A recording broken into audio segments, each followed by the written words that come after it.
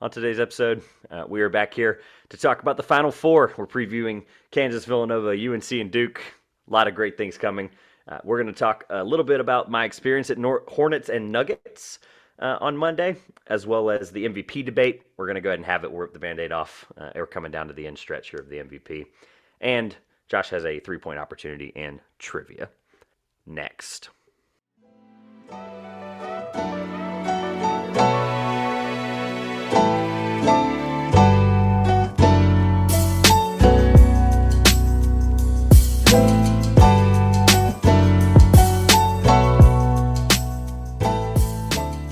Welcome back, everyone, to the Two-Pointers podcast. I'm Josh. And I'm Trevor. And Trevor, since we were last here, you and I both are now another year older. How do you feel? Yeah, I'm glad we remembered this year. That's my first reaction or thought to that is, well, at least we remembered. At least on Twitter we did. We were like, hey, the other guy on the other account, hey, make sure you say what's up. Look, guys, we forgot last year. I was on the 28th. Josh was on the 24th. We appreciate the birthday wishes, obviously. It is very funny, though, because 2 years in a row we both had a birthday on the same week, and I had a vacation 2 years in a row around the same time, and it always throws off recordings with the national championship, and yeah, so it's been fun. Basketball is in full swing, so let's not delay the inevitable. But yeah, hope you had a good birthday, by the way. I did as well, but let's not delay the inevitable. Let's talk about Kansas Villanova. I'm just kidding. I'm just kidding. I'm just kidding. Well, they are technically the first game, so let's hold the suspense for a little bit because I think we go ahead and get Kansas Villanova out of the way. What we'll do for the fun of the show is we'll do Kansas Villanova because it probably won't take very long, and then what we'll do is we'll give a pick. I think the best way we should do is give a pick for Kansas Villanova. We'll give a pick for UNC Duke. And then we'll give a pick at the end, just very quickly, national title-wise, because we may disagree, obviously. It'd be a good discussion. For those who don't know, we're normally recording on Monday. We're recording this on the 29th of Tuesday, because I returned from Charlotte this morning. So, hey, a little bit of fun here. We're still going to get it out before the Final Four. That's all you guys care about. So, again, Kansas plays Villanova in the 6:25, 6:30-ish slot of the national championship weekend. So two completely different paths for these two teams, but I guess any reactions from the prior weekend as well, or anything you want to say to open up with Kansas Villanova? Yeah, this was actually the side of the bracket that I got right as far as Final Four went because I had this Villanova-Kansas matchup turning out, and I was originally very high on Villanova, not feeling as good anymore following the injury to Justin Moore. Yeah, it's a very disappointing injury. Hate it for him doing a lot to lead his team to this Final Four, and then tear his Achilles in the Elite Eight and not be able to make it to play into the Final Four matchup against Kansas. And it really hurts Villanova's chances going forward on Saturday. Yeah, I had a feeling we wouldn't. Again, like I said, this game's going to be talked about less than the next one. But yeah, I think Justin Moore's injury is huge because he would have been the primary defender for Ochai Agbaji. And unfortunately, he's not there. So I think that's just going to be one of those things people are going to go, well, Jay Wright's going to get his team prepared. Well, it's kind of hard to prepare when you have six guys against a Kansas team who basically plays 8 or 9, depending on the night. If Bill Self has to run a full rotation, he can.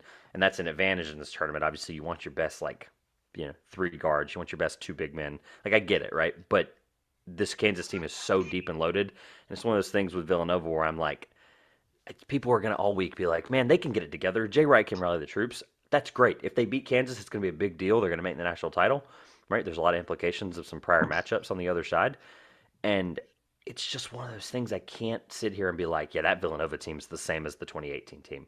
Yeah, it's not the same as the 20s, whatever, or whatever year they made it. I can't. This team's just depleted to a point where I had them picked way earlier to go out because of the depletedness. Depletedness? Yeah, that works. But to say, on the bracket part of it, well, congrats to you getting half of it right, because that shows you the volatility of this year's brackets, where you get half of the Final Four right, and you're number 2 in our bracket pool. I'm just going to give you the credit that's deserved. I am going to also give a shout out to the guy in first, because I tried to find him on Twitter all week and could not. So if you're listening to this, at SS Klugman, SSKLUGMAN, you are basically, it looks like points-wise, you still have a chance, obviously, and so does Kyle Actually, no, KR something. Kyle does. Yeah. Yeah. So unfortunately If you're for SS Klugman, please DM us on Twitter with some kind of proof of who you are, because if we can't figure out who you are, there's a chance that you it's win the hard shirt. to reach out to you for your prizes. So Yeah. To be clear, I tried Instagram and Twitter. So I tried them both. No prevail. He even put an at. Like I don't know if that's his ESPN name, and that yeah, was just what he went with. But maybe I spelled it wrong. I'm gonna try it with a C, maybe, etc. I'll play around with it. But if you're listening to this, you currently, my friend, have Kansas. If you don't remember winning the national championship, um, Josh is right behind you with Gonzaga, so you do have the up there. So if Kansas wins the national title, and then Josh and I his texted about the basically goes on: if scenarios. Kansas beats Villanova, he wins our Yeah, bracket pool. If bingo. Villanova beats Kansas, then it's down to me and well, if Kansas or Duke Or Duke. Yep, that was win, the other scenario. then he's in it. I mean, he got. It looks like he had Duke, Kentucky, Houston, Kansas, and like I bring that up because shout out to also a friend of mine for being in third. Friend of my fiance's family there. He had Kentucky, unfortunately. Ouch. Jeffrey is his name, and then Grayson, resident friend and Thunder fan, had his money Timmy bracket was in fourth. Shout out to my fiance who had Wisconsin playing Duke. Hold on, playing Duke in the national title. I said, honey, this isn't 2015. And obviously, those know what happened. Duke obviously took care of Wisconsin in the national title game. Not a bad choice if she had Duke, right? But she's in fifth. Whoever spoilers maker is, unfortunately, is going to be out, and then after that, it's a huge drop off. So I'm the same guy, by the way, who had the Final Four as Gonzaga, Kentucky, and Tennessee, Auburn. You are very okay to laugh. This year was just not my year. Last year, I Well, finished a yeah, lot all of your better. Final Four was gone by the Elite Eight. So Yeah, lovely. But yeah, we had some people like look. We had winning way more people play this year than last year. I'm super happy with the turnout. So obviously, I want someone. Obviously, if Josh wins, we don't pay any money to send a T-shirt across the world, but that's great. I'd rather send the T-shirt across the world. It'd be a lot of the fun. prize is for if you can beat us. I mean, you beat Trevor, so maybe there's something in half a prize needed there, but I don't know. Yeah, it's tough. Lastly, on Kansas Villanova, the part for me that and Kansas is one of those things like, haha, it's like you made the joke the entire preview show. You were like, I'm gonna pick Kansas. Trevor, I'm picking Kansas again. Rock Chalk Rock J, Chalk like Jayhawk. over and over again. And I'm like, this is probably the year that it might happen, right? Like their path was pretty They're the only one seed who made it past the Sweet 16. right, and that's And that's who would have thought that would have crazy, been right? Kansas, right? No, no one would have thought that. That's the best part about it. But what I like about it is this is like the most un-Kansas Kansas team. Does that make sense? Like it's Yeah. just they just keep winning despite everything we think about them, and it's not a bunch of like these top touted recruits. Obviously, that's not the world we're in now with college. It's a bunch of transfers. They took advantage of the transfer portal and they did Yeah. well. They have everything they need for this run. I mean, they have a great guard that can play a lot of great defense and Agbaji, and they have a great couple of big men. So it's just one of those teams. I'm like, Bill Self he also just seems confident. He like everything he's doing interview wise, he just has this grin on his face, and it makes me mad. But yeah, anyway, Kansas is going to take care of Villanova as my official pick. That was delaying the inevitable, but I love Jay Wright. I really do. I love him more than most. But Kansas just can't. There's no way they can't not beat a team that's this depleted. Where are we on your side of the ball? What, Kansas? Yeah. Yeah, I mean, like, you already said Rock Chalk. I thought that was like your unofficial. Like I'm going to tell you in just a second. No, you're going Kansas as well. Yeah. yeah, I mean, I'd like for Villanova to win, but All right. Well, that's out of the way, so we won't have anything to be confusing about later. We at least both have one side of the national championship correct, or at least the same for when we talk about the next matchup. Which I don't know really how to just. I don't know how to get this ball rolling, but I'm going to start with this. I'm going to get everything I have to say because it's not a lot. I'm going to get everything I have to say about it out of the way, and then I'm going to hit I mean, you. And I'll tell you why. You've heard me say this before, and if you don't remember, that's fine. We've been friends a long time. I didn't. I'm for the listeners that are new here. I'm an NC State fan. I'm the redheaded stepchild fan of the Tobacco Road area. I guess that might be Wake Forest now, but either way, out of the three teams that are in the Wake's not in triangle, Tobacco Road. eh, They're kind of they're whatever. Historically, they are part of that little group. But if you're talking Carolina Duke State, I picked the redheaded stepchild, no pun intended. And I have said my entire life, and my dad's a Duke fan. I was talking to him this evening, and I have said my entire life, and he remembers this. I want to see them in my lifetime playing the national championship. Well, I take that back. I want to see them play in the tournament. I didn't care if it was the round of 64 or if it was the national championship. I wanted to see this happen. I thought it was just for the legacy of the rivalry. I was like, this is going to be a big deal no matter what happens, right? This area we live in, we don't take it for granted. It's a big deal. That is from an outsider's perspective. However, I also have said I would love to see it at the national championship because the city of Raleigh slash Chapel Hill slash Durham, the Triangle, part of North Carolina, would shut down for 3 days. Friday, nothing. Like people would be leaving work early Friday for whatever reason. Saturday, it would just be debates and people out eating the whole weekend, drinking, having a good time. Sunday, I guess you would go to church and you would pray. Very religious area we live in here. Every side of the ball would pray of the color scale as well. And then Monday, I think people legitimately, I think a mass amount of people take off of work. I think it would legitimately be this like, and the Final Four is not that. I hate to say that, but I'll say this: I wanted the national championship at some point in my life. I didn't care if I was 80 years old to see that. Boy, did I get close in my wish. I got very close. I got a step below the national championship with the Final Four. So that is my transition to you say, as the resident Carolina fan of this show, where are you on Tuesday, 5 days before this game plays? Where am I? Or in your head, where are you? Like, where are you Um, when it comes to the fact that your team is playing your biggest rival in the Final Four? Like, let that sit in for a second. Like, Final Four? But they could have played in the round of 32. Like, it could have been a cool thing, right? Okay, cool, whatever. Carolina Duke round of 32. No, you're just are you like what's happening in the mind of Josh Gupton? Like, are you nauseous? Are you excited? Are you like there's got to be one thing that succumbs all of these emotions.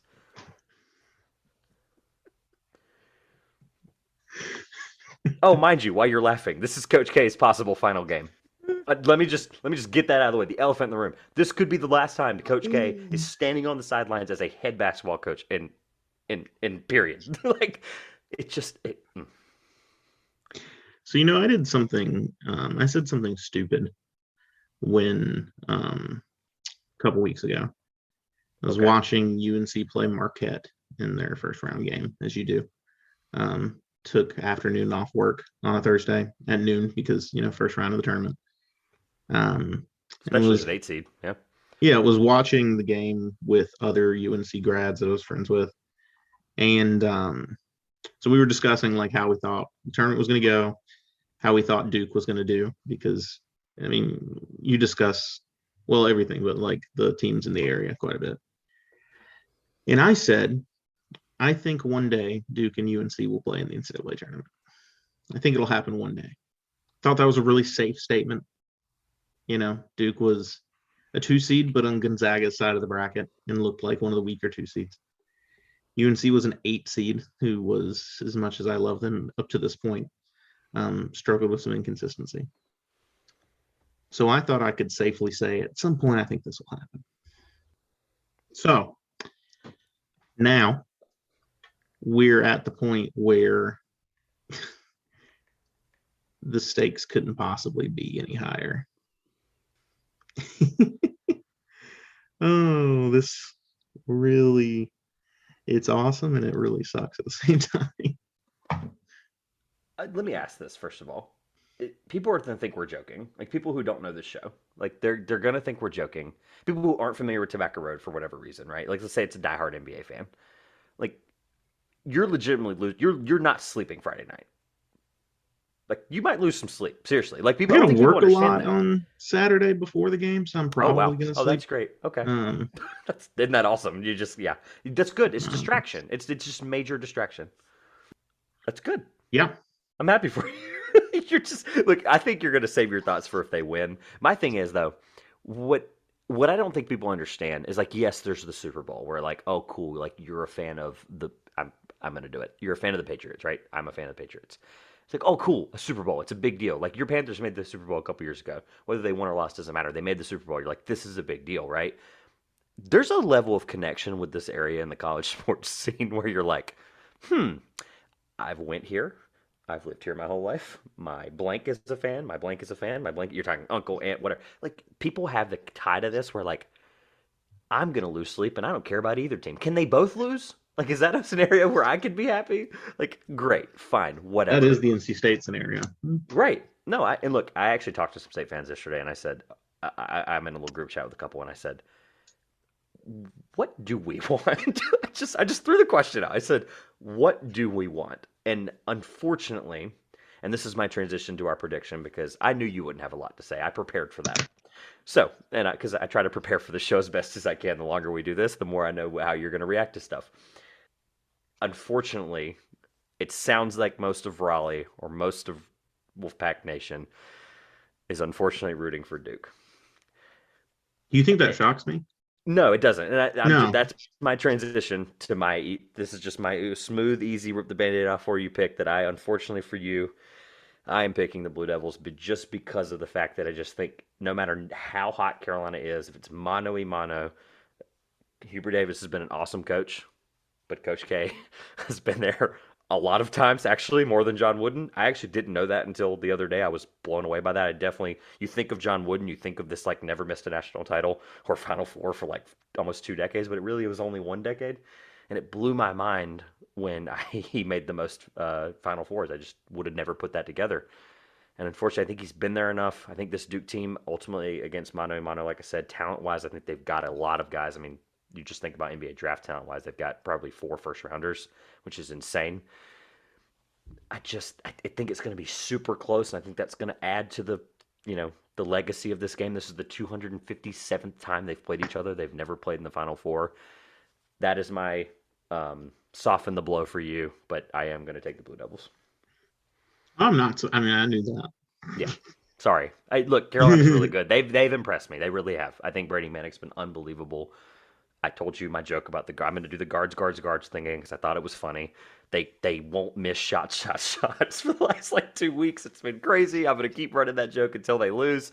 It's been like just this ride, but man, could this have ever been the place that it ends? Like I just it's like whoever's writing these basketball stories, God's up there in heaven, some writing these basketball stories, and something's happening, and I just don't, I don't see a scenario where this doesn't happen. I don't think, but Yeah. So, you know what's funny about that is the media and the public, court of public opinion about that game back on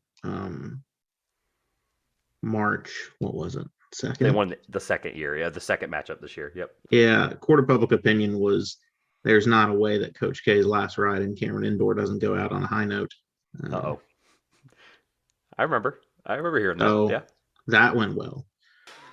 You know what was interesting is I was very much prepared to go through the week and kind of try to stay out of the trenches, as you would say, about how Yeah, things were going to go. that's fair. I thought things would, I naively thought things would be very calm on the surface because I would think that Duke and UNC fans were a little bit exhausted so far this season with everything and to kind of wait for it to dredge up.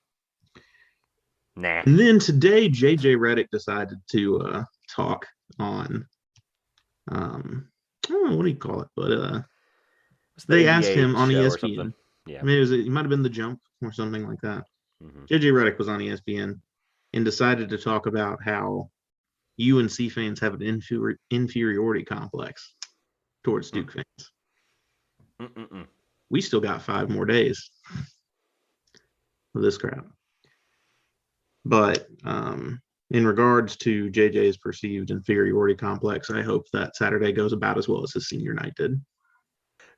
Homework. I'm not going to say anything. Look that up for those that might not know how that went. And I'm so glad that, like JJ's senior night, like Coach K's last name in Cameron Indoor, JJ is going to be in the building as things always go well for Duke when he's in attendance. I saw a tweet that made me giggle, as some tweets do. Does Zion go to this game? He has to, right? He's in New Orleans. They're coming back from. No, all jokes aside, here's the only. Hold on. You know what? That actually might be a bad point because I think they left for Portland yesterday for a 4-game road stand. Are they back by Monday? Or Saturday. I don't know, actually. I'm going to look up the NBA schedule as we're talking about this. Anything else about JJ Redick? You keep talking. I'm going to look this up because I actually think it'd be funny. But JJ Redick's going to be there. There's going to be a lot of people there. Like, it's one of those things, like, it. Oh, I mean, like Duke basketball is effectively just trying to run it back on what they messed up with the first time earlier this month. Oh yeah.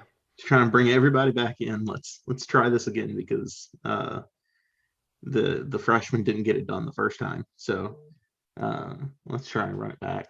Um, My I'm not going to get hung up on talking about Duke anymore. I'm going to try to take the high road as we go through, and I'm going to say how awesome that I think this basketball team is. How just fun it's been to watch these guys throughout the entirety of the season. Armando Bacot has had one of, if not the greatest big man season in the history of the Atlantic Coast Conference. He's tied Tim Duncan for most double doubles in a season in the ACC history at 29. That's outrageous. Brady Manick has kind of transformed into the modern day Larry Bird in the NCAA tournament. It's been a joking like comparison, and like his nickname is Bird, like on the team, like I it's a love thing that it. just happens. I love it. Um, he also bears that like the height redhead resemblance to Slick Bird's back, way. the whole thing. I Yeah. got it. Yeah, he's funny too. Leaky He's a funny Black is dude. one of the best defenders I've ever seen. He locks everyone up, and he's going to be the key to the game because Paolo Banchero has not had a good stretch of basketball, and Leaky Black has been guarding him. RJ Davis is kind of the leader and ball handler Carolina needs and willed the team to victory past Baylor. And Caleb Love has hit some of the most insane shots I've ever watched go into the basket. Beyond that, Hubert Davis is just the most awesome coach to have follow up Roy Williams. And I was nearly in tears watching him basically cry on TV after the team punched the ticket to the Final Four. So, So yeah. that being said, I don't care about no retirement tour. Heels by 30. All right. Not an official prediction on 30, I'm assuming, but you actually No, think they win by 30? no, not Okay. actually. I didn't think so. So, I had a feeling, and look, I think you look. We can talk about this later on But I think non-recording. like you would be naive to think that I was going to come in at this point with my team playing in the Final Four and pick against them at any No, point. I wouldn't have either. I'll be honest Yeah. with you. Like if State was playing Gonzaga, I'd find a way to pick them. So I knew you would do that, and I look there. We can talk. We can throw basketball aside. Like I genuinely believe that you think that, and that's the part that I'm excited about. Is because I genuinely on the other side, I had a hard time picking it. I'll just be upfront with you. I was going to save that for like when we got done. I was going to like, all right, we're done. Thanks for listening to the Two Pointers podcast. Gonna hit end. I was gonna be like, I was gonna be honest with you and be like, hey, I genuinely finished my thoughts on the pick up until like an hour ago. But it's just one of those things. It's if I'm just doing this as a non fan in it and I'm looking at the basketball part of it, I think the talent's that like it's not that far, but it's far enough that I think this Duke team's getting right at the right time. We'll talk about a lot of these guys in detail in a few weeks here with the draft coming up. I have a lot of good thoughts on some of these guys, but just the way that they took care of Texas Tech, and the way that they took care of oh my God, who did they play last week? Arkansas. Arkansas, thank you. Who was one of the hottest teams in the country, obviously. They took care. They made Arkansas look silly, like, and they're obviously better than Arkansas, but like Arkansas looked defeated with like 9.5 minutes left in the second half. I mean, it was a significant. I turned it on when I got back from somewhere on vacation, and I'm like, there was probably 13 minutes left, and I'm like, wow, Arkansas, holy! Like I thought they'd at least like force their way into it with a couple of turnovers, da da da da, whatever. So Well, I'm gonna say this for their sake. I hope that these guys, with all of their NBA draft talent, I hope they play well under pressure because the pressure is not on UNC. no pressure's there. All of the Period. pressure is on those freshmen taking in the brightest lights and the biggest stage they've ever been on in their career. This will be a huge test for the NBA draft guys. Like you'll get a lot of good thoughts on how they handled the situation. Not that they haven't been able to before.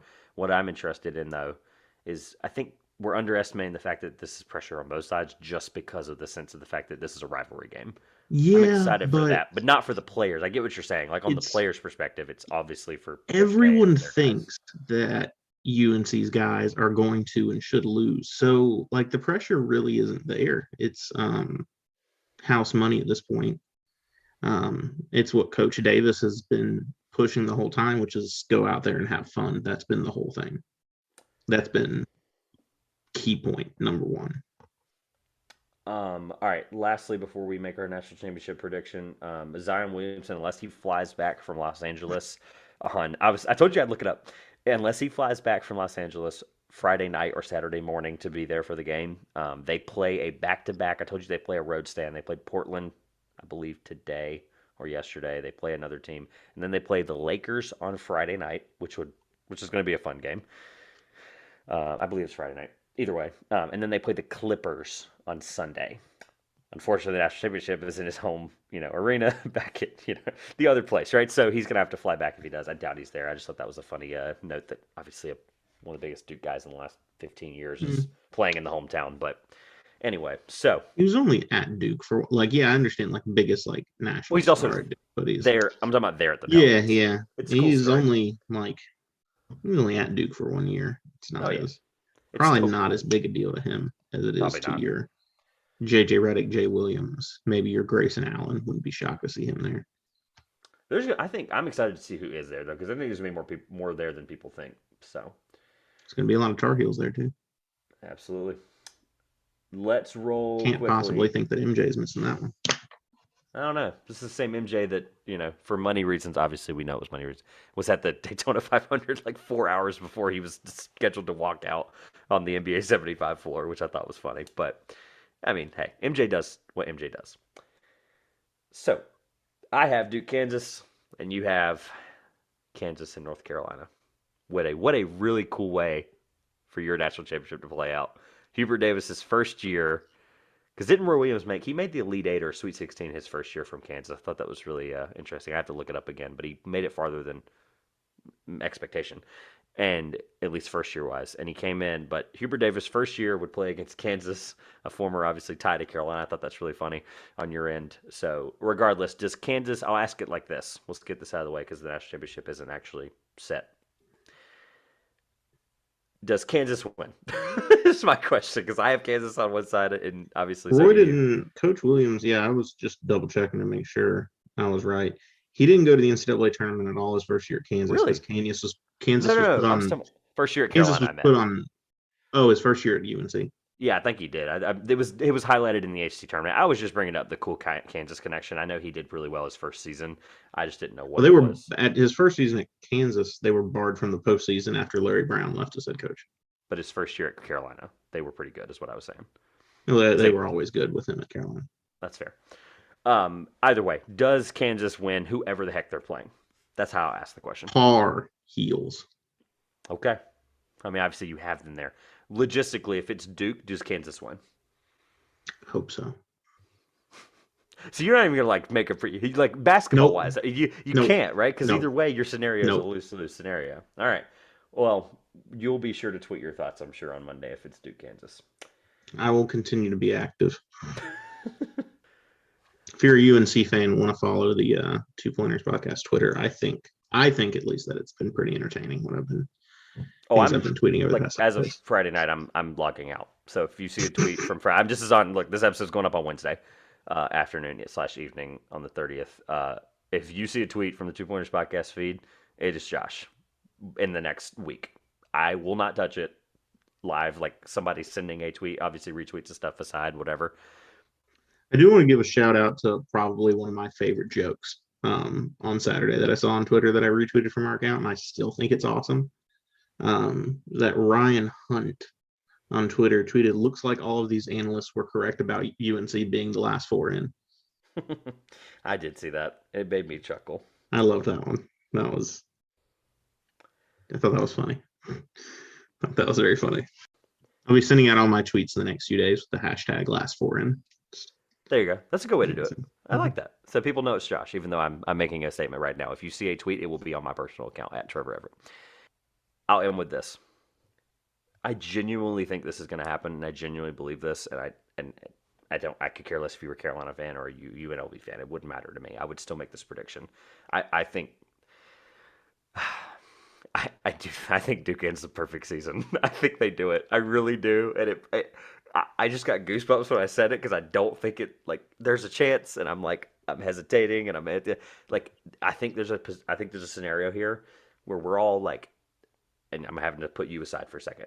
We all that are not a fan of either team are sitting here and we are going, this is way too perfect of a season ending. Obviously, we thought that with the final game in Cameron, but like this is another level where it all just is happening at the right time for them. It seemed kind of like the 2015 team, who was, I'm not saying they weren't good. They were talented, but they were an experienced team. It's your normal NCAA tournament team that, a couple of And a juniors and bigger, better seniors. team knocked out, so they didn't have to play them. Right. This is the test for them, right? If they're gonna beat their rival, they're gonna take care of them, right? But then you have to play Kansas, who right now, last team left. I'm gonna say right now, Kansas is the best team left. I think that's not a bold statement. It's not. Kansas is the best team left. The only number one seed, whatever, right? So it's not easy. They've looked good in every game they played. I can't say they've looked bad. And Okay. I think where we are is where there is a potential here, and I think it does happen for a basketball just Oscar worthy finish. And I'm look, whether I love it or not, I can't look at this talented team and I can't look at the potential matchups and I can't not go. They have the keys to get it done. It's just a matter of can they do it. So I have Duke beating Kansas in the national title. I do think that one is close as well. I don't think either of these games, to be clear, maybe Kansas Villanova. I see a similar Miami thing if they're that beaten down and battered on Villanova's end. But I think every game is going to be the next three games are going to be close within 10. I just don't think that's. I just think it's possible for every game defensively to look like that. So, well, I don't have anything mentally or emotionally I can give you about this Kansas Villanova side of the that's bracket. fine. No, and that's okay because something's going to have to be said on Tuesday, whether it's good or bad. We're going to find out. So, congrats ahead of time to whoever wins.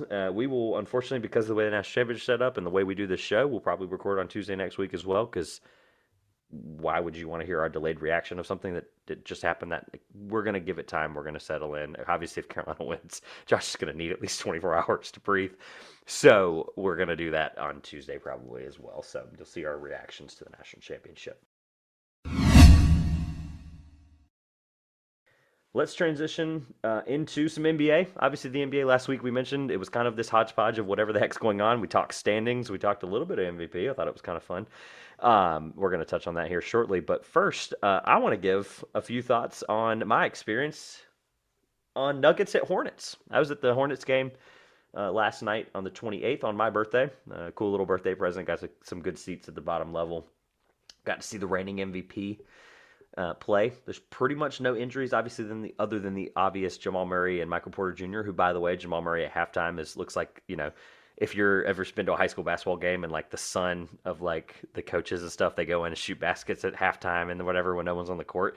Jamal Murray did that. He looked like a kid that was like shooting with like some dudes at the, whatever. But Jamal Murray was in street clothes. Michael Porter Jr. actually was actively in workout clothes pregame. I will spoil this. He was in a tank top and like shorts and shoes. Like he was doing a full workout. Obviously, his return is expected here in the next week or so, I think. But he was doing a full workout, and then he came back out with about 15 minutes left in what I would call a street clothes attire. He went and changed, obviously. So Michael Porter Jr. seems a lot closer than Jamal Murray. I thought that was interesting, at least pregame. But I'm going to go through, for those that don't know yet, I haven't said it. I'm going to give four thoughts or four takeaways in general of these games, or this game, and my experience, and just a couple things I think were noteworthy. And Josh can react accordingly because obviously he's a Hornets fan. I'm going to start with the obvious. The reigning MVP comes to Charlotte. That's a big deal, right? Nikola Jokic, one of Josh's favorite players in the last couple of years, I think. Yeah. I'm going to get the obvious out of the way. I'm going to read it verbatim. We all know how good Jokic is after seeing him in person, or how good Jokic is, period. But after seeing him in person, let me be clear on record. He is the best passer in the NBA, and it is not close. It is Jokic, stratosphere, stratosphere, stratosphere, Chris Paul, everyone else. I'm so I knew serious. where that was going. Yeah. I'm so serious. Like, people Yeah. are going to, and I wanted to get the Chris Paul thing out of the way because I know what people are going to say. He's 37 years old. This guy right now, he is literally, like, I can't draw a gap big enough for this gap. And I'll tell you the play that he's very, and I'll just kind of get this out of the way. He's slow as heck. I'll just say it. He's slow as heck. He doesn't Plays with pace. He moves at this. I actually need to look his pace up after this episode. I'll do it and I'll tweet it out. I don't know what it is. There's a pace rating for players. They rate it just like defensive rating and offensive rating, and it's a pace rating. I don't really know exactly how it calculates. I'd love to see where his is. He had a play, and I told Josh before we started recording, and this is the play that convinced me, and I'll move on. So he had a play, and I'm sitting for those that, for visualization. I'm sitting at an angle. If you're looking at the arena, and the Hornet is like right side up, like how you're supposed to see it, I am on the left basket, like bottom level, right? So I can see right across and see the Hornets bench. However, the backboard is blocking my view on the left block. Jokic gets a left block pass from whoever. I think it was Monty Morris, and he's pretty deep. He's like, I wouldn't call it the block. He's like towards the corner of the, near the 3-point line, and he is posted up on 7 foot or 6'11" Mason Plumlee. Shout out to Mason Plumlee for being today's Pirtle, by the way. He is posted up on I almost said Pirtle on Plumlee, and when I tell you, he with his right hand, he's posted up with his right shoulder facing the basket, facing Plumlee. With his right hand, switches it from his left hand as he's taking the pivot. He switches the ball to his right hand, and over his left shoulder, let me repeat that, over his left shoulder across the baseline, he throws a full speed pass to a Monty Morris, or to a, it wasn't Monty, it was Will Barton in the other corner, without looking. Like, over his shoulder, is backing him down. Any other center would just continue to back him down, right? And Jokic, full speed, if I can find the clip, I'm tweeting it tonight, flips it over his shoulder, and I'm talking like, the length of the baseline, right into Will Barton's hands. There are 3 people in his way. They were playing a 2-3 zone at the time, other than Plumlee coming up to back him down. They had moved the zone across. I think I ended up making it a 3-2 in the middle of that play. They flipped it, basically. But they shifted it, and he throws a full, I can't even describe it. I need, like, a drawing. I need a visualization, but it was the most unbelievable pass I've ever seen in person. And this is a 7-foot, 260-pound big man we're talking about. So, Josh, you didn't see it, unfortunately. I'm sorry, but I do want to at least. You probably saw it on TV, right? It didn't look that crazy, but just the pure. I mean, the reaction of the people around me, it couldn't believe it. He also makes people like Aaron Gordon look like a top 20 scorer in the NBA. Aaron Gordon had 19 in the first quarter. He just, like, I'm talking 3/4 court passes, whatever, right? I want to find that video. I hope people understand what I'm talking about. Just completely bulleted that pass over his shoulder without looking to a guy in the other corner while backing down Mason Plumlee. It just didn't make any sense. My second point, if Josh has no thoughts. LaMelo looked a lot of fun. I think I was looking forward. The guy I was looking forward to the most, Jokic aside, I was actually looking forward to seeing how LaMelo played. I've never seen him in person. I would love to have seen him play in high school. Obviously, would have been tough with overseas, but LaMelo looked awesome.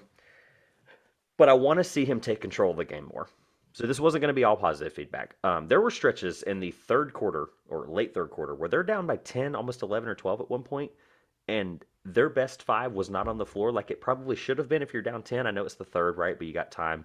But there was moments where, like, the ball just got stuck, and there was a forced shot by Miles Bridges. There was a forced shot by Terry Rozier. They didn't move the ball like they don't. They have other ball movers, right? They have Isaiah Thomas, who's not really, and I'll talk about him in a minute, not really. He's a scorer. He's a scorer, not a point guard. Thank you. He's like playing more like a scorer now in this phase of his career because he's trying to play for a contract. But there were times where I'm like, why is your best player not on the floor? You're down 10. I get, like, maybe defensive numbers aside, whatever. He should have been on the floor, and there was multiple times where I wish he had a chance where he could just, Borrego would just be like, hey, we need you here. We need the ball to just move. This team is awesome. It's fun, exciting. They can do all these great things. But if there's a guy that's not initiating that out there, you can't do that. And there was just multiple points where I was like, it didn't make any sense. Monte Morris can't stop him. Will Barton can't stop him. Like, nobody on the Nuggets in their front court could have stopped him. Like, that's the God honest truth. And it was just annoying. I was there to see the best player play, and I get it. He played 30 minutes, but, like, there was times they needed him to play. So you were watching. That's one thing that a lot of people are frustrated about with the Hornets, and it's just what people need to understand. The Hornets don't play one-man basketball. Well, they should. And that's it's just not what a lot of people want the team to be, but that's talented. Not what the team needs to be right now. Because I'll be completely honest with you in that LaMelo, while incredibly talented, and I think he's going to revolutionize the franchise for the better, is not there yet.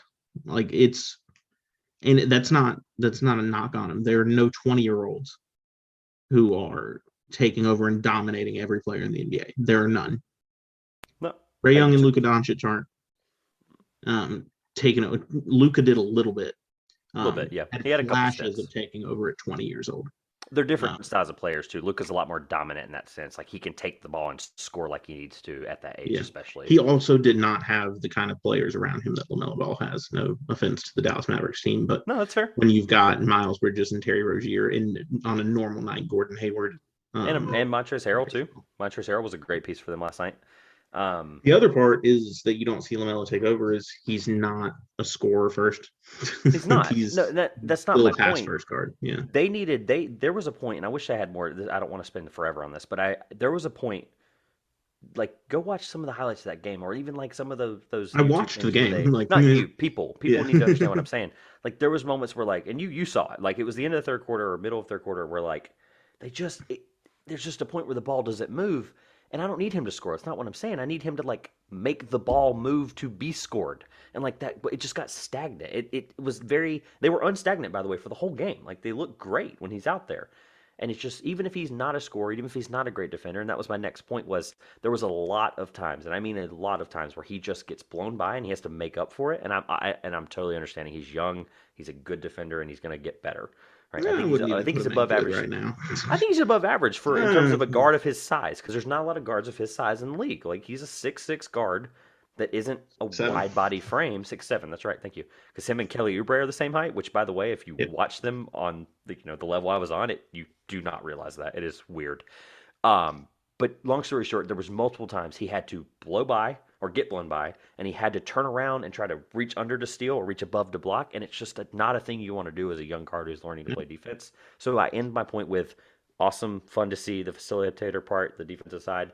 I'm excited to see his continued growth from year to year, because I want to go see him again next year, later on in the year, and I want to see where his defense has developed, right? Because I think his numbers can like drastically increase defensively.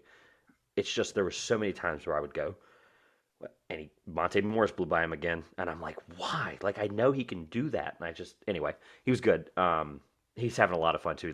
Fun pregame, plays with the crowd, the music, like the whole thing. He's great. If it's anyone wonders why two players I'm going to shout out in particular play a lot, those being Cody Martin and Jalen McDaniels. Anybody wonders why they play a lot in Charlotte, it's because they play really good defense, whereas a lot of our scoring stars don't. Yeah, Miles Bridges was a lot better defender, I think, than people realized. Miles is great. I was kind of lumping in Terry into that. My thing with the team, and I'll get with two other Hornets here in a second, point-wise, my expectations of Miles Bridges, I've watched him the last 2 years, and I've enjoyed him, and like obviously I know what he is, I know what he can bring, especially this year after what we've seen his jump. I wanted to see LaMelo because of how unique he is. Obviously, he's a big star. I want to see him. But my point is, I think there was little things like the defense I wanted to see in person. You can't see, especially at the angle, too. Like, you're watching it straight up and down. You can't see him getting blown by as easily. If you're sitting, basically, I was able to, if he's guarding Monte Morris on my side, I mean, he gets blown by Monte Morris. Monte Morris is not fast. And there was multiple times. And it just, a guy like LaMelo should be able to step one way or the other and get in front of him and be able to keep in front of him. And he couldn't. And that was the part that I was referring to. I would say part of that is LaMelo had a big foul-like issue about midseason this year. He had 4 of them, for context. Last night, he had 4 of them. He was fouling out a lot, as a guard, which is in the not middle good of the season. And I think a lot of the letting the guys go by a little bit is trying not to get hit with a blocking foul by stepping in front. Or a reach in from behind. Because charges don't get called in the NBA like they do in college. It's usually a block if you step in front. Not even that. Like, there was a lot of those. And then also just because he's not out there to play defense. Like, we want him to get better at that, but that's not his role right now. Yeah, and that's why I'm excited to see his progression year to year, like I was talking about, because I just want to see. I don't expect it to be a huge jump. I want it to be gradual. I want it to be, you could tell he improved or tried to improve. It's just the reach in part of it where he can get caught reaching behind. That's the part, with the foul thing you were talking about as well. So I'll be quick on the last two. Isaiah Thomas can still score in this league, and it's a disgrace it took teams months to give him a shot. If he does not get a contract on either mid-level exception or veteran minimum, it'll probably be veteran minimum next year. It's despicable because he can score. He was the Hornets' third leading scorer last night. Obviously, I think there's a high likelihood that he'll just Charlotte will re-sign him. I hope so. They were the only team. That's my other point with Isaiah. My other point with IT was they gave him a contract. They were the only considering that Kelly Oubre is probably not going to be a Hornet next year because of cap issues and other free agent issues. A vet min Isaiah Thomas will probably be used to make up some of that shooting. I think he'll get, and if that's the case, he'll probably get mid-level from you guys because I don't think you have another player you need on a mid-level that bad. So I think he's a good. You might as well No, give him the it's money's like worth, Miles is even if going he to get gets. paid, and then Montrez needs to be re-signed. Yep, And then which might not after the happen. two of those doesn't leave a lot of.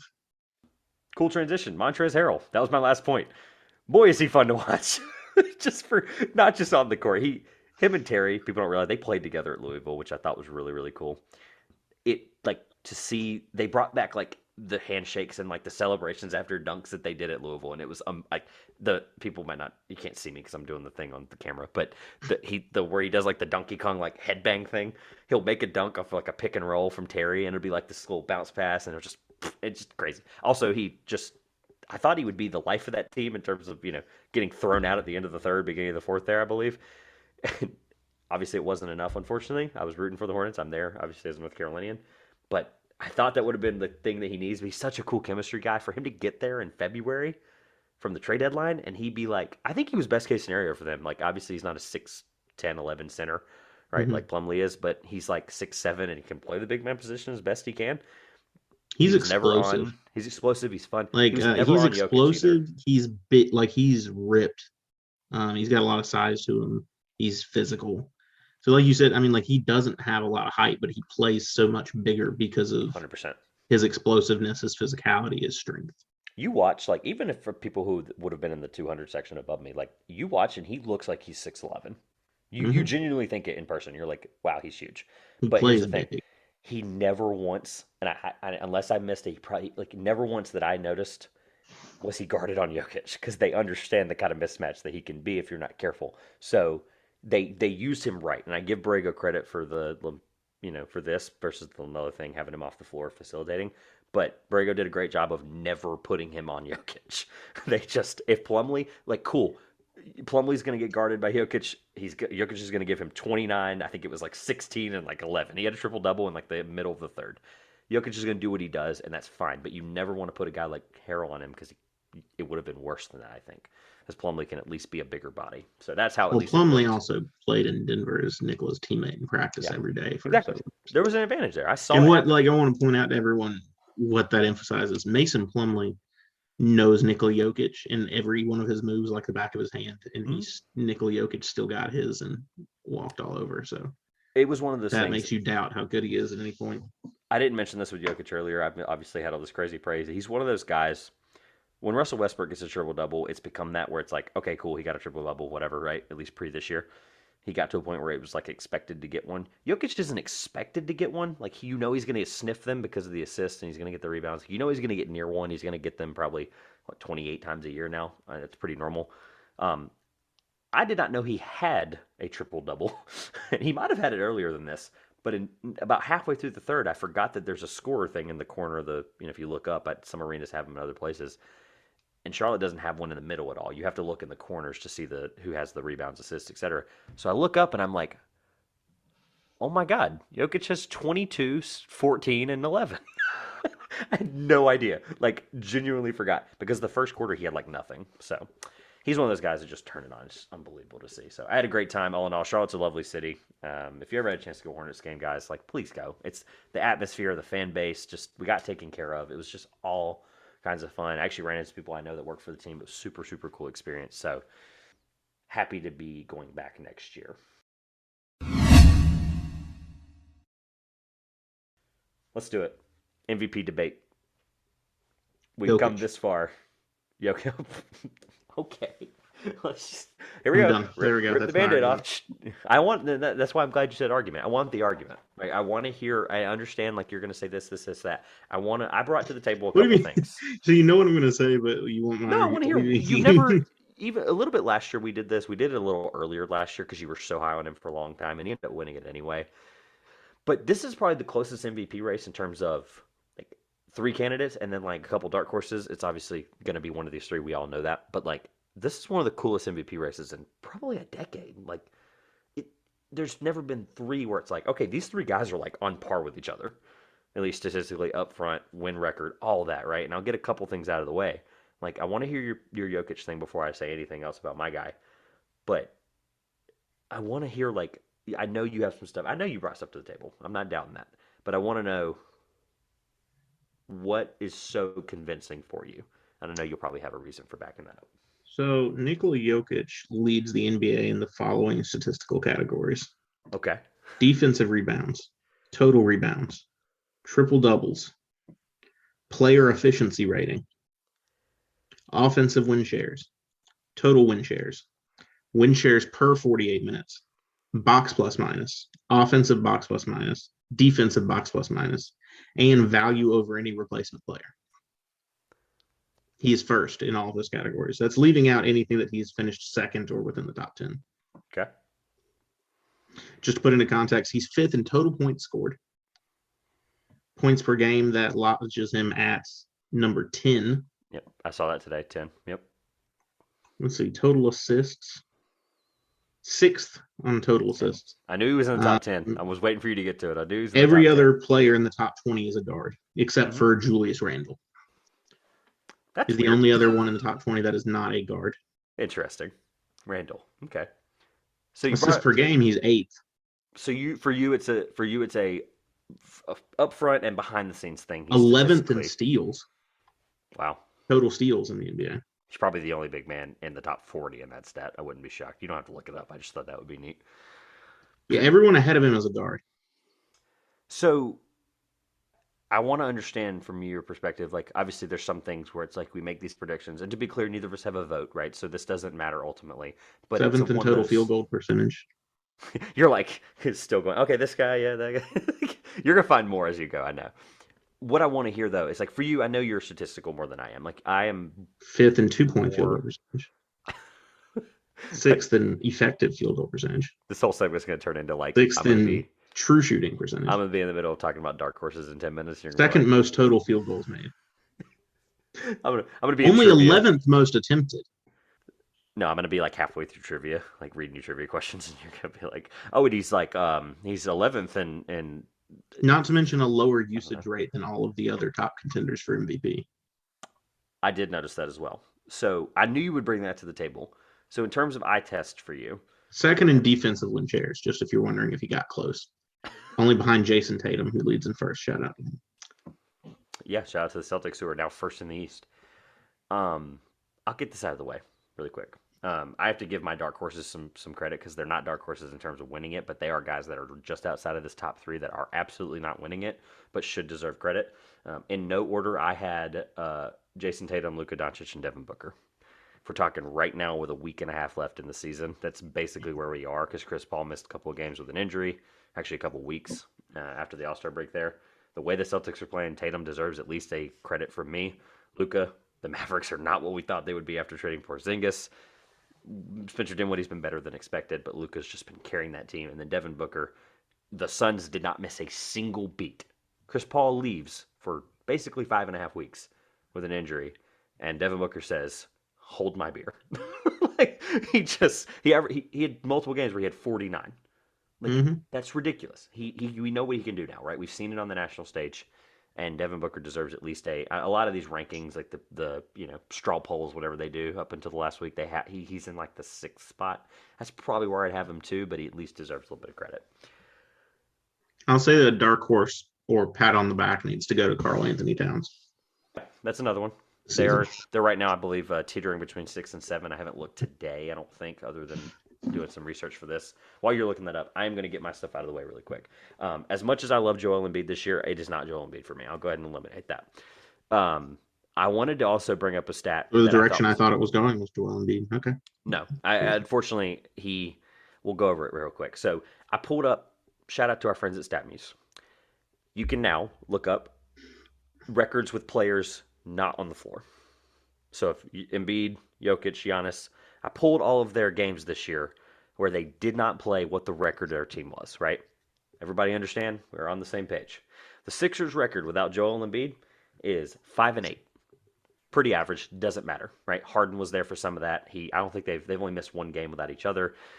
You had Seth Curry, Andre Drummond, whoever, right? Conglomerate of guys, never had Ben Simmons. So it doesn't really matter.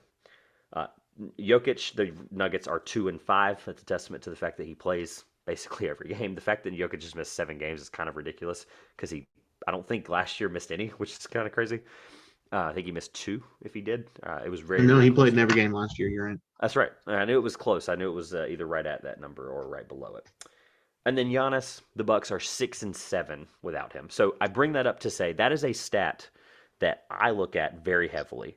If a guy misses a week, because if you missed, for me, if you miss more than 60, or if you play less than 62 games, you don't deserve to be in the MVP conversation at the end. I don't care how well you're playing. It's You called the cannot Kevin miss. Durant rule. Yeah, you can't miss 25 games or 31 games, and you can't be the MVP. I'm sorry. That's just how I value it. If I had a vote, I would still value it that way. So I pull that aside, and you're going to be like, well, what's that?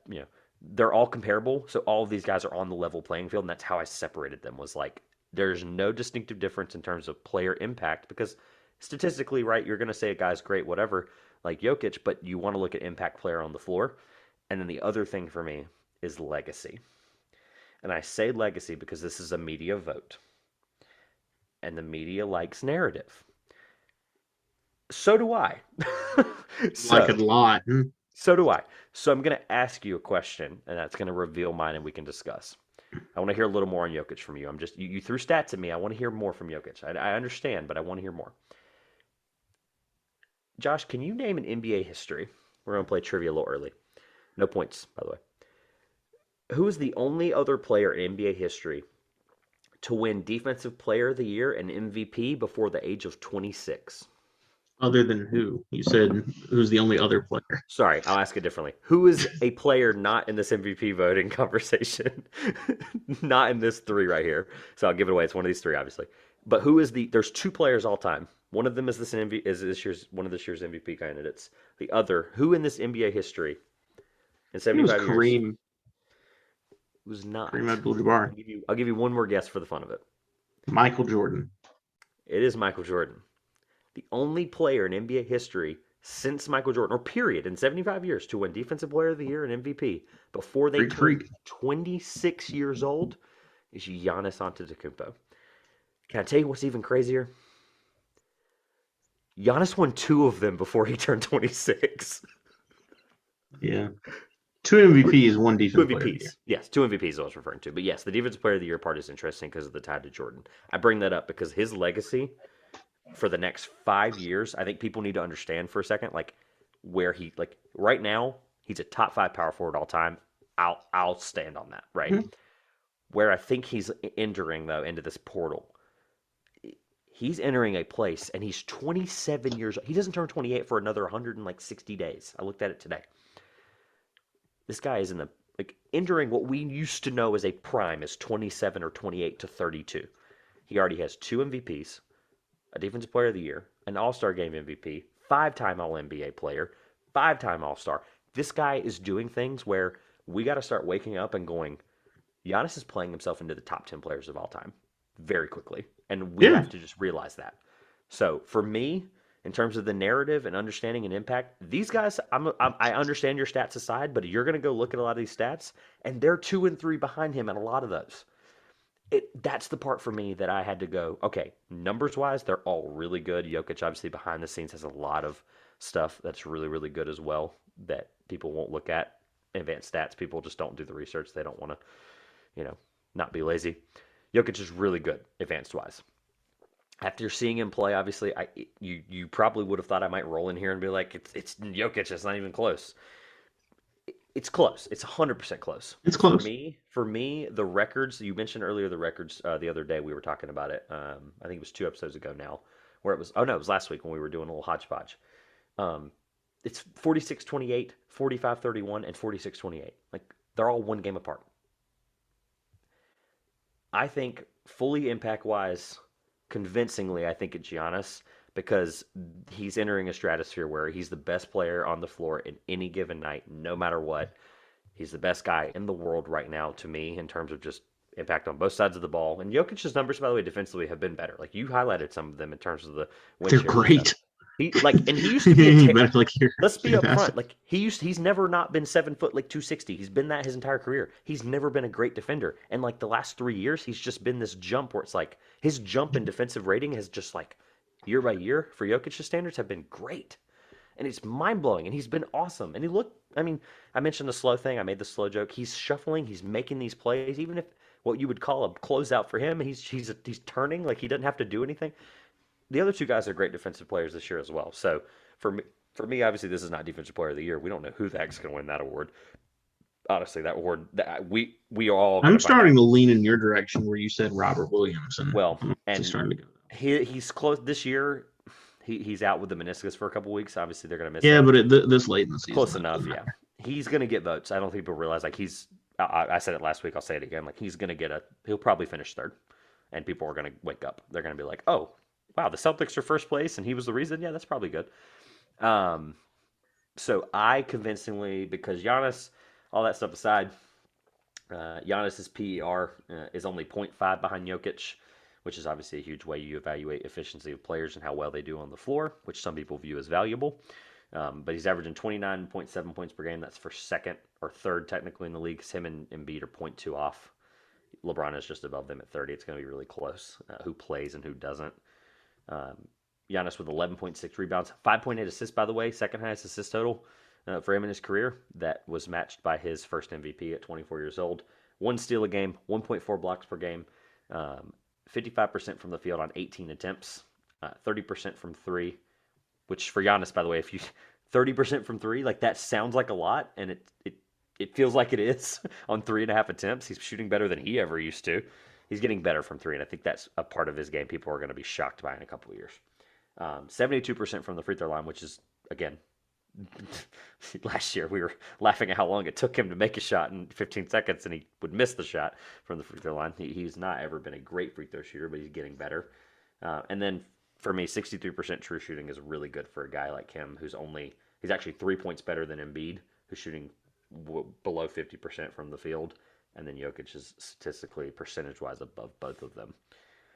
So when I watch the Bucks, I'll end with this for me on Giannis. When I watch the Bucks, they are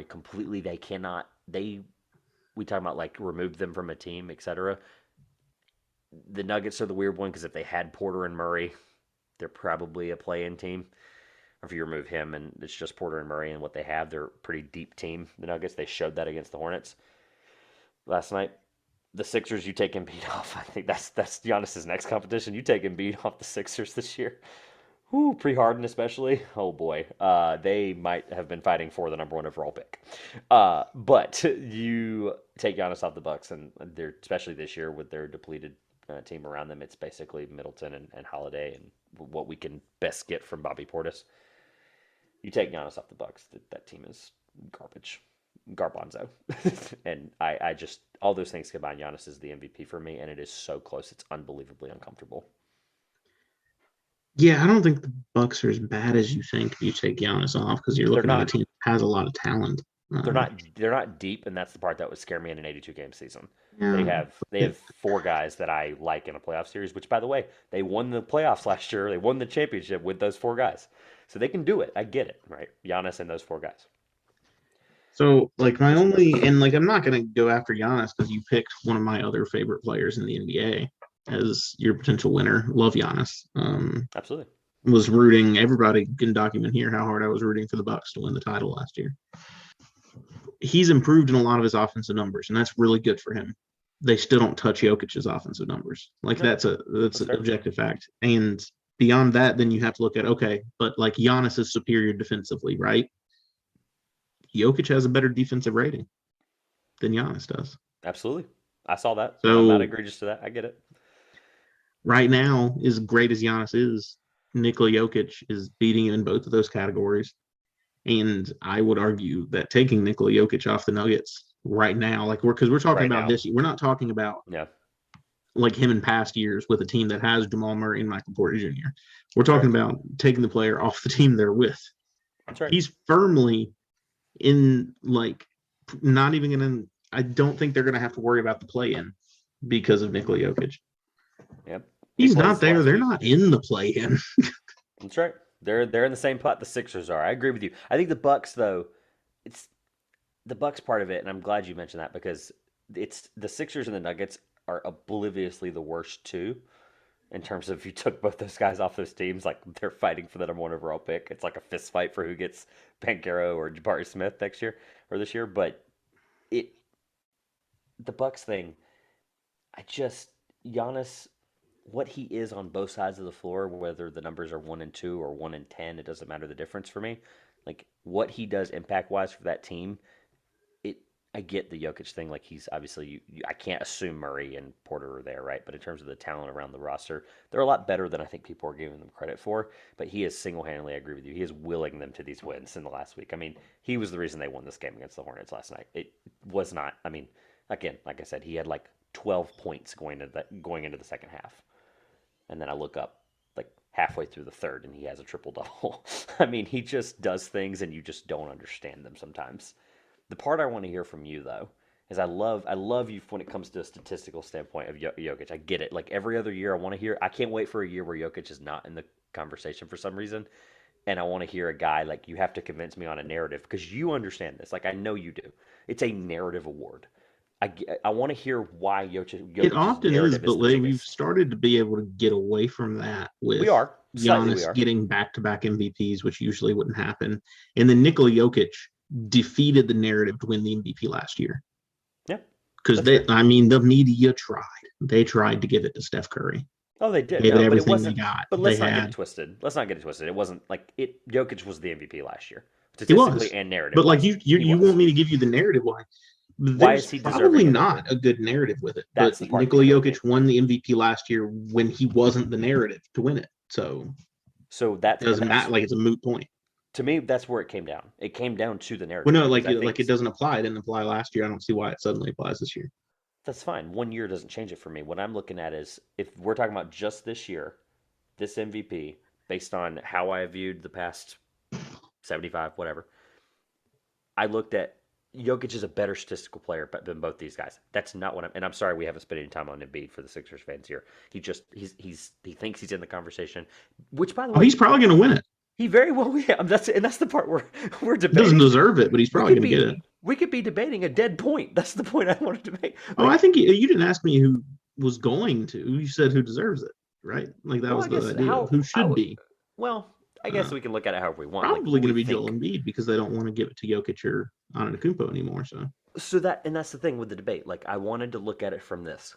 Jokic is the best, like bar none, best statistical player this year across almost every category that these guys are comparable in. At second, it is pretty like it is darn close with Jokic and Giannis. I mean, or not Jokic and Giannis, sorry, Embiid and Giannis. It's it's really close. And Giannis is two in a lot of those, right? So it's 1, 2, 3 statistically. I looked at the narrative and I had to go, and it was close for me. I almost came into this today and picked Jokic, but I wanted to talk through it to myself, think through the scenarios, yada yada yada. Statistically, it was convincing. I had to look at the numbers and I had to look at the narrative and I had to break it and I had to go, okay, Embiid wins it. The narrative is it's first time Embiid. Obviously, Embiid's narrative is strong. Giannis wins it. You're talking about a three-time MVP. You're talking about rivaling one of the best international players of all time, which statistically or award-wise, he might already be the might just best. be there. He Like might, yeah, he might already be there. Let's just get it Dirk, I aside. love you, but Sorry, yeah, but I mean, look, he you're has three no MVPs. Greek Yeah, freak. three MVPs to one, and one defensive player to zero. But Dirk's got the 20-year thing on him. Obviously, there's still time for that to develop.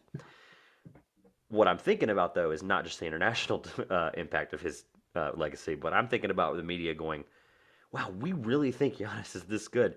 He really does deserve a third MVP because he's been that good." The media loves the narrative of the legacy, and I had to realize that. Now, Jokic's legacy, and I'll get this aside, back-to-back MVP. Giannis just did it 2 years ago. International guy, small market franchise with the Nuggets, whether people like it or not. Denver's a small basketball market. And Jokic's thing ultimately is just the style and the difference of the play. Right? It's just what he does that's different from the other two guys. And that's why I was so close. And I was like, Jokic could really do it, in my opinion. I do think Giannis still wins it. Embiid could win it, like we said. Like I think Embiid's probably gonna. But I do ultimately think Giannis, to me, right now, with a week and a half left in the season, I believe. Actually, literally a week. Uh, I think Jokic comes in second right behind Giannis. So I'm glad I got to hear some of the debate from you when it comes to the legacy because I think that's a super super important piece of this. So let's transition to trivia. because that was a lot of fun, and we will obviously react to the MVP here in a couple of weeks whenever it's revealed. Actually, they still do that stupid reveal after the finals, don't they? Mm-hmm. Oh, lovely. We're gonna do all this debate Once now, the and then pick we're gonna. makes it, once it seems like the pick has been a not good choice because of the playoffs. Yeah. I'll tell you the one thing as we transition to trivia. My one of my dreams and goals as we start to build a career in doing this, hopefully talking about basketball. I'd love to have an MVP vote one day. I really would. It's like one of my things. I just the basketball nerd in me my entire life. Like just it. Like, is there a thing for you, Mount Rushmore, for basketball? Like, what's the one thing if you could have in your basketball life, in your life on Earth, in basketball? What would you want? Like, is there something you want really bad? For me, it's an MVP vote. I know that's weird. You can laugh at me. I want to attend the Final Four, I mean, preferably when UNC's there. it's reasonable. That's doable. I mean, next thing you know, Josh texted I me want the tomorrow. Hornets to win an NBA championship.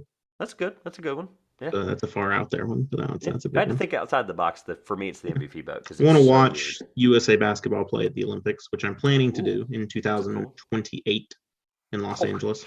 we're They'll catch hey, us look, there. I'm laughing at you for planning that far out, but I'm planning to go to the U.S. Open here in Southern Pines, North Carolina, Yeah. in 3 years. You know. Well, two of my sports goals have been attend the World Cup, attend the Olympics. The World Cup is in America in 2026. The game's probably going to be played in Bank of America Stadium. They've been running for it, so I'm pretty sure they're going to play a game there. And 2028 is the Olympics in Los Angeles. Yeah, So I can that's tell really you there without traveling out of the country. Like that's that's really realistic. going to be my only chances to achieve these two sports goals. So We might be 40 next time that's possible too, which is crazy. yeah, further than that, Probably further than that because the 50s or world is 60s. so big when it comes to the Yeah. Olympics and the World Cup. The other thing too with the Bank of America, while I was there too, like I've seen videos. I have friends that live in Charlotte, and I tell you that Charlotte FC team taking over that city, like it is a big deal. I Two mean, big wins in a row. the banners are up against the Panthers ones now. They've taken all the ones that have the Panther on one side and then like the Bank of America logo on the other, like on each side of a pole, and they now have a Charlotte FC one and a Panthers one. Can I blow your mind?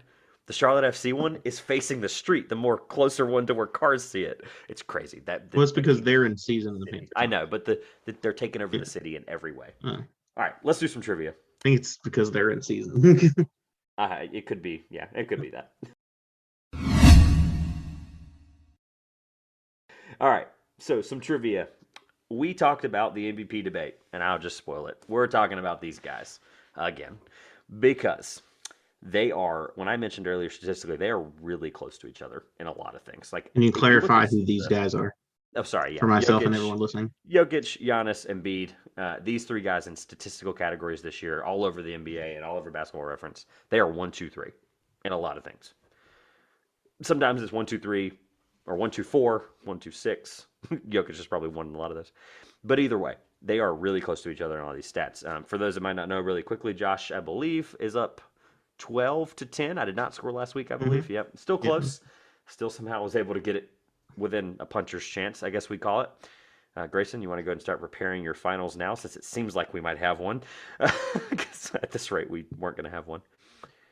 We're going to talk about a very easy format of statistic that is big for the MVP, and we talked about it earlier. And please put your phone away if you haven't already. Win shares. We're going to talk about win shares in the NBA this year. You get 6 guesses to tell me who the 4th, 5th, and 6th guy in win shares are.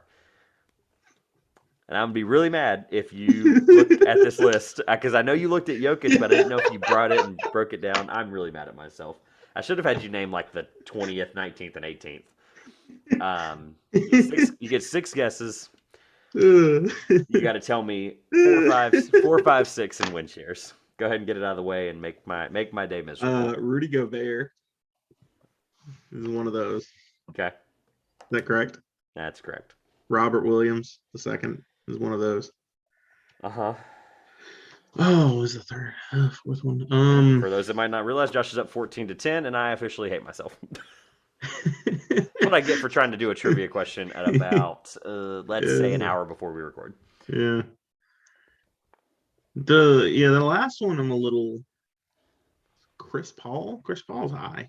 Is it 6 though? We'll say Chris Paul. We'll just start out. Good guess. Unfortunately, not correct. Yeah, I think he's like maybe 7 or 8.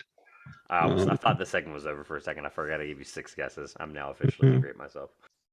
I have 3 more to figure out this other person. Okay, I'm just going to talk out loud. So, If you relinquish a hint, by the way, you still have the opportunity. People don't realize we're doing the hint thing where you can relinquish a yeah, guess for it. If you do that, I'm just going to tell you right now. I'm telling you the conference of the guy. That's all.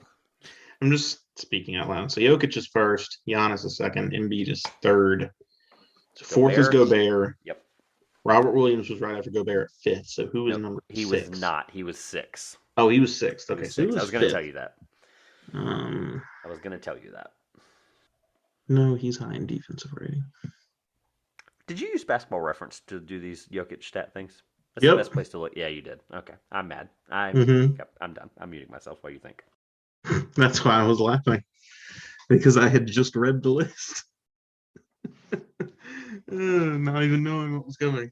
Don't ever ask me what the top 10 are in win shares. That's like one of my favorite stats. Lesson learned. Okay. Yeah. Lesson learned. Got it. My backup question. Luka Doncic. Is that a guess? Yeah. That is not correct. Okay. Can you give me the conference? Oh, is that you're relinquishing your last guess for a hint? No, I had 2 more. Oh. Oh yeah, you do. Sorry, I was looking down. I didn't see that. Yes, relinquishing. You have one more guess. This guy is in the Western Conference.